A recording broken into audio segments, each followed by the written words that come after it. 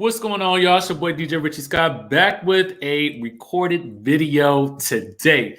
Because, I wanted to have a discussion about these Real Housewives of Beverly Hills taglines. Now, they were just released by Bravo TV on Instagram. So, we got to do a little diverization into exactly what we got for this coming season, okay?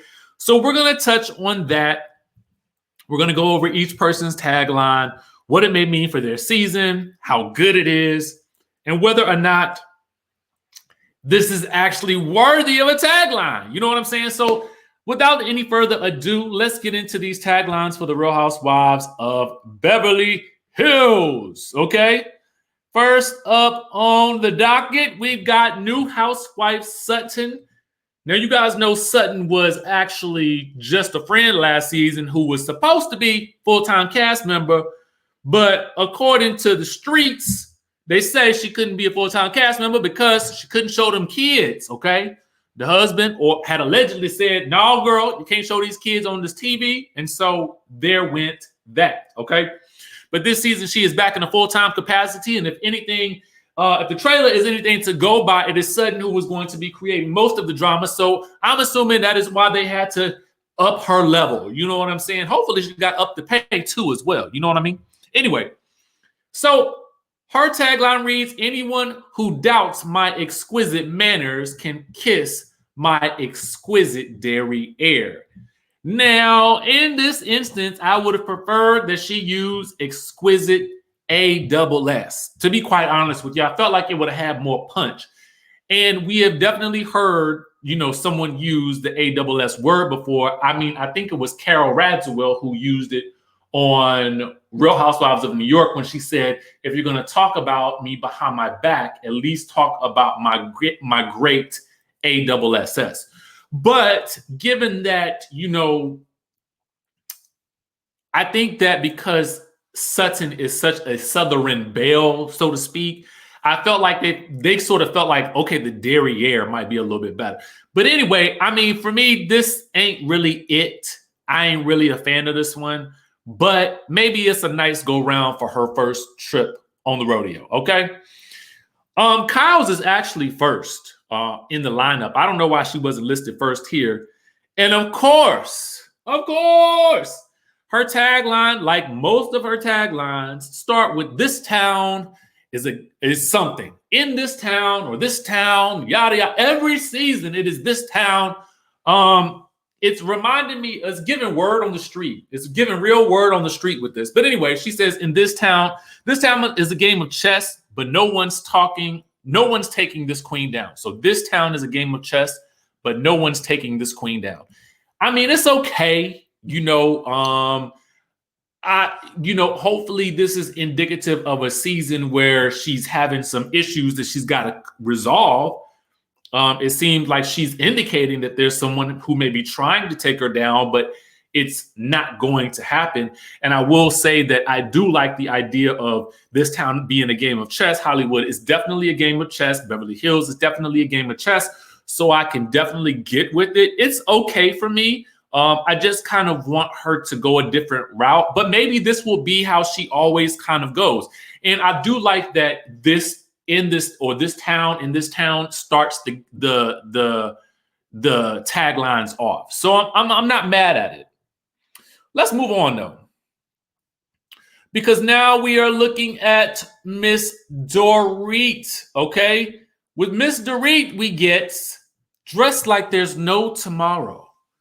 And then tomorrow, do it again. I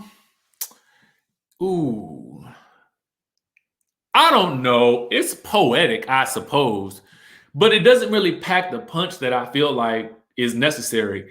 And to be quite honest with you, while I do feel like Dorit's character on the show is much about fashion and putting on different style personas, I also kind of feel like this is a playing it safe type of tagline, which to me means that Dorit will probably, for the most part, be playing it safe, somewhere in the middle ground, somewhere sticking up for Erika, Jayne.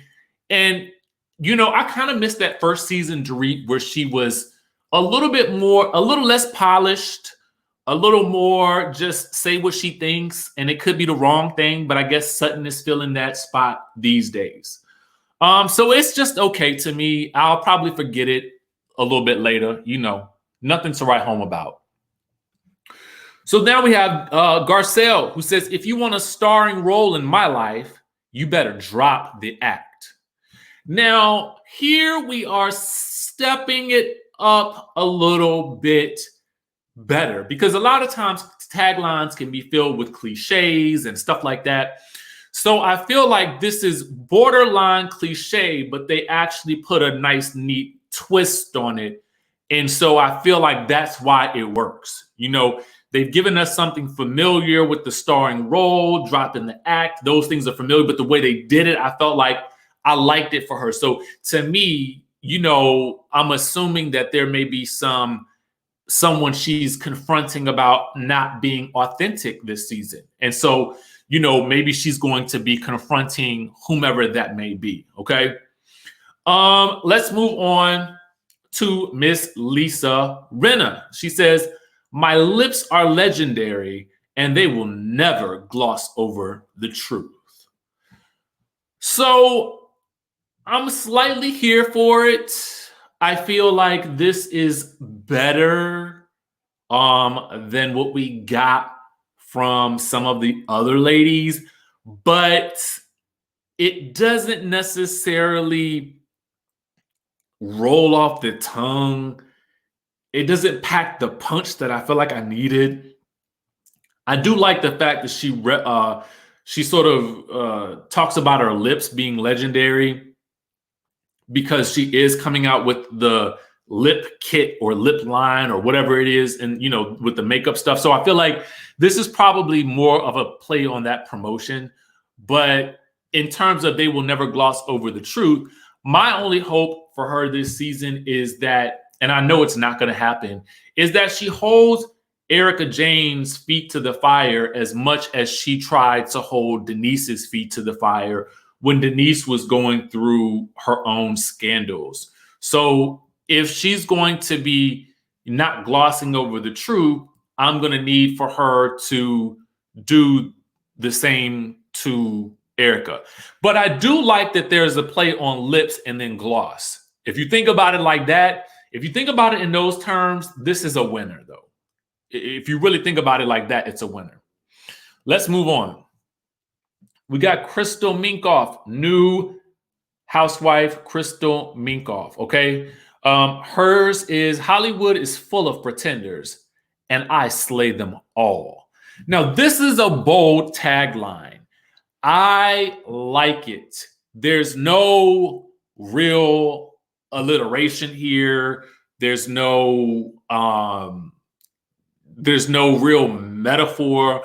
It is a flat out bold statement that she is taking on the fakeness of Hollywood, and she's about to slay her first season. Okay. She has thrown down the gauntlet, and I'm here for it. I absolutely love it.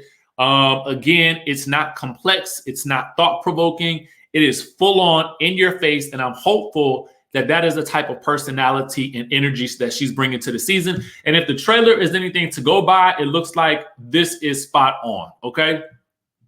So the last tagline is, of course, going to be the most controversial because it is the most controversial character. And she's finally got that ending sort of marquee, spot. And typically, like when you see fashion shows, and I kind of look at the taglines like a fashion show, right? Typically, you burst out the gate with the star of the season and you end with the star of the season. So that first person that comes out they got to kill it. And then the last person that comes out of a fashion show, they got to kill it as well. And I think that Kyle bookending it at the beginning with This Town Is, and then Erika's with the controversy that she's going through. Let's talk about it right now. So she's last in the lineup. She's last in the actual tagline lineup. This is a bit out of order, but she says the strongest substance on earth isn't diamonds. It's me. Now, I'm going to tell you, given that she's had past taglines that have included diamonds, and given that there's the metaphor here about how strong diamonds are, it's interesting that she's made such a powerful, bold statement, given the news that has been coming out about her situation, and how upset people are with it. Some people are going to consider this tagline to be offensive, and some people who are fans of hers are going to consider this probably one of her best. So it's really going to be kind of telling what kind of season she's going to have, particularly as more headlines and more news comes out about everything going on with her divorce and with her soon-to-be ex-husband. How much did she actually know? Was she actually involved? It's going to be very interesting to see how this all plays out and shakes out for Erika Jayne this season.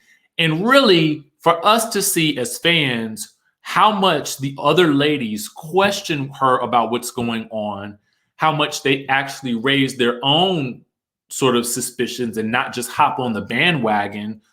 Because there's going to be a certain section of the ladies that are standing firmly by her side. And then there'll probably be 2 or 3 scragglers on the ends, like the Suttons and perhaps the Garcelles, who may question, what did you know? What are you actually going through? Because they are going to have to try to hold her feet to the fire in some way, shape, or form. And, only for the fact that she did it to Denise. So for me, I just feel like it'll be interesting to see how this season plays out for her, especially with this type of tagline. It's a strong tagline. It's a strong statement, but I'll be interested in seeing, where it goes and how it shakes out. Now, The Real Housewives of Beverly Hills does air next week on May the 19th, I think at 9 p.m. on Bravo. We will definitely be tuning into this to watch and see how it shakes out. But I want to know what your thoughts are with these taglines. Let us know in the comment section down below, and I will catch you guys in the next video.